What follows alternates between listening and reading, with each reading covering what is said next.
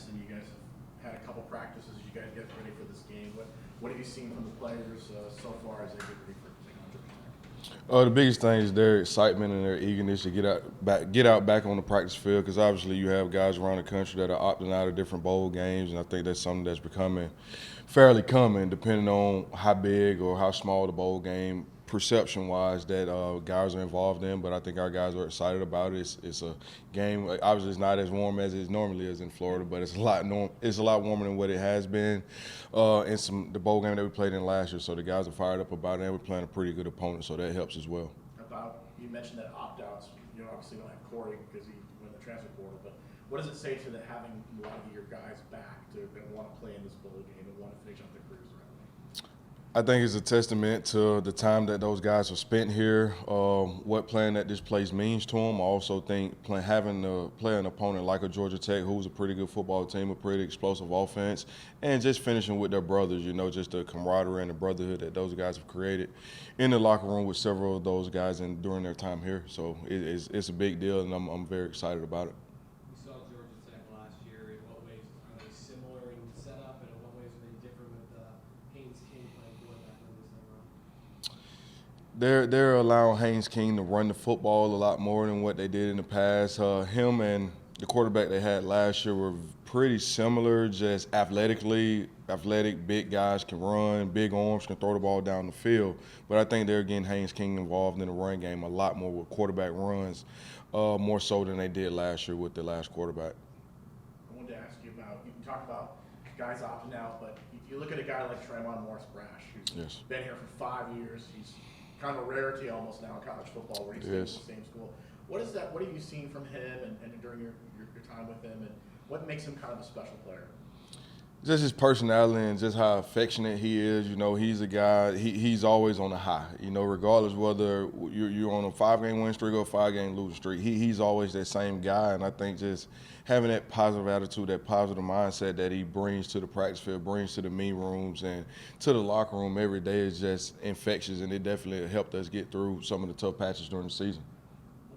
On the depth chart, you got Corey and Patterson filling in for Corey. As the years gone on, he's seen more snaps. What have you seen, and how has he kind of adapted to your scheme in his, the last maybe 4 or 5 games? So the last back half of the season, DeCorian played a lot more, and he's actually started a couple games down the stretch and played several snaps. We were dealing with some other injuries in the secondary, but DeCorian has done a pretty good job. Obviously, some of the biggest plays that he made were in the Oklahoma State game, breaking up a ball down the field, breaking up a ball that also caused an interception by Bray Marshall. But Corey has done a pretty good job as of late, and I expect him to continue to do a good job and go out with a bang on Friday night.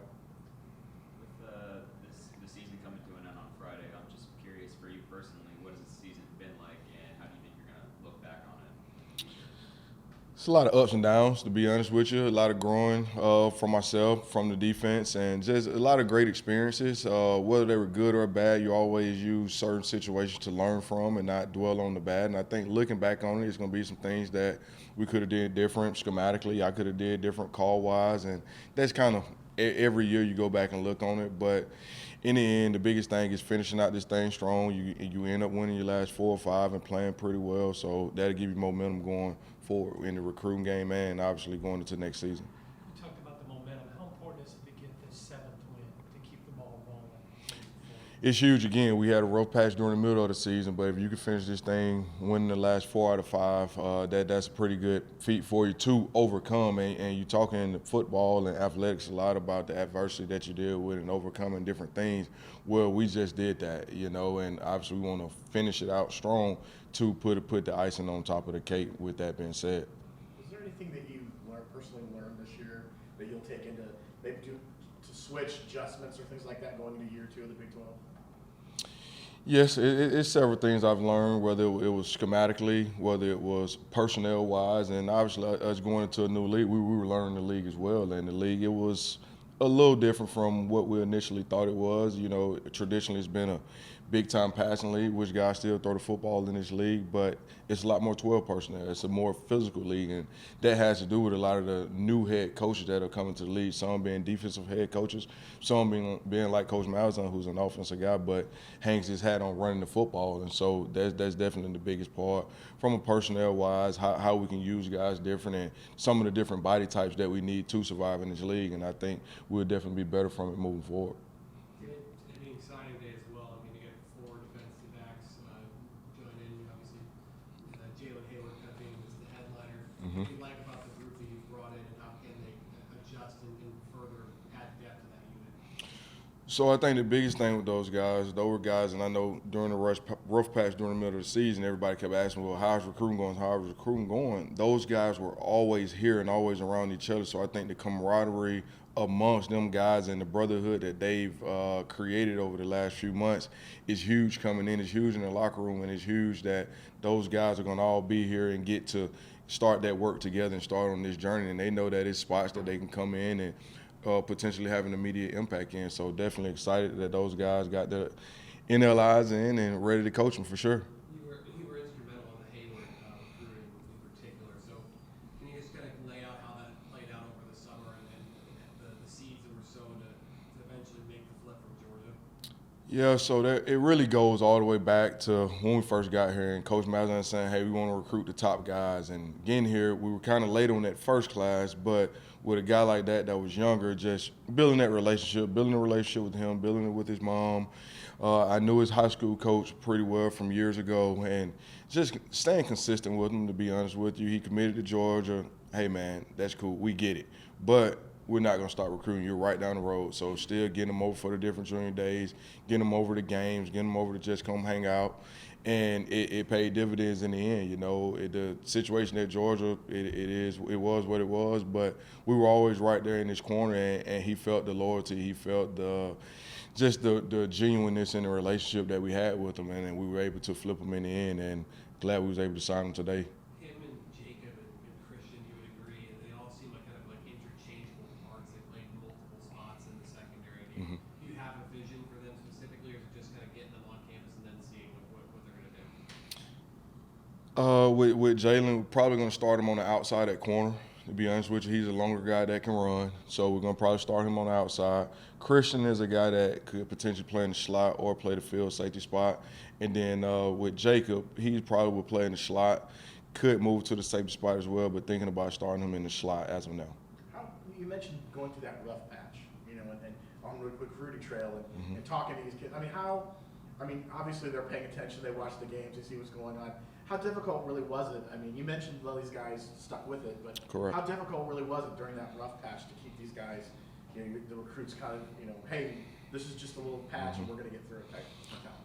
Well, obviously, it's your first year in the league, so we're just talking about it's a transition phase. And then even during that rough patch, there were different signs of, hey, we're still close. We're still close. It may not always look like that on the outside, but we're on the inside, and them guys at times coming, being able to be around the guys and talking to the guys on the team, they're like, hey, I got to do this. I got to do that. We can be better here. We can be better there. And if we can tweak those few little things, it's going to help us moving forward. And I think those guys just continue to buy into, okay, hey, we can get better. You know what? We can come here and help make a difference as well. And then, like I said, just the genuineness of the relationships that those guys had, not only with myself and Coach Gibbs and our staff, but with each other and also the guys in the locker room. They did a heck of a job, because when those guys are here, they're spending a lot of time with them. They're also the same guys that's going back and forth with them on social media, texting them, you know what I'm saying, after their game. So they've built a bond with several people within the organization. Ricky Barber's, we talked to him the other day, he said he's healthy. I mean, how big of a boost is that for you guys to have him back and be healthy, having the extra time off to get back there? It's a huge boost, because, again, during that rough patch, we had some injuries in the middle. And when you lose a guy like that within the middle of your defense, yes, we have a lot of good players in there, but he's a leader, and he's a guy that's played a lot of ball. He's very disruptive. So losing him, you definitely lose a lot within the middle of your defense, and that's the core of it. When you talk about stopping the run and playing good defense, it all starts up front. But having him, you know, getting healthy and being back and being around the guys, another one that could have potentially opted out of the game. Hey, I'm injured, trying to get himself healthy. But instead of doing that, he's worked his way back to where he's fairly healthy. And so looking for him to have a big game on Friday night. You got a few guys that are going to be playing their last game, certainly Jason Johnson and Tremont come to mind. Yes. As far as the next level beyond here, what would you say to evaluators for what they might be looking to bring in if they draft or sign him as an undrafted guy at the NFL level? The one thing, both guys are going to be awesome in the locker room. That you're not going to have to worry about them in the locker room. They're going to be great teammates. They're going to be great off the field. From an on the field standpoint, they're going to be some of your hardest workers.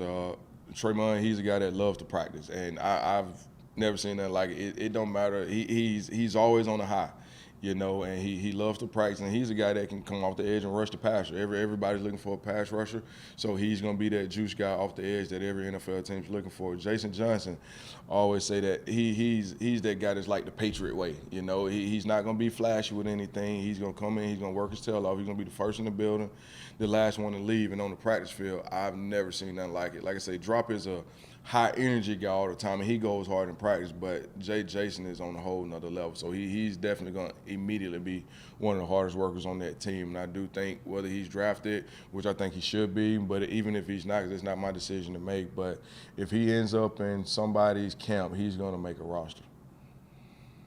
You guys all set? All right. Coach,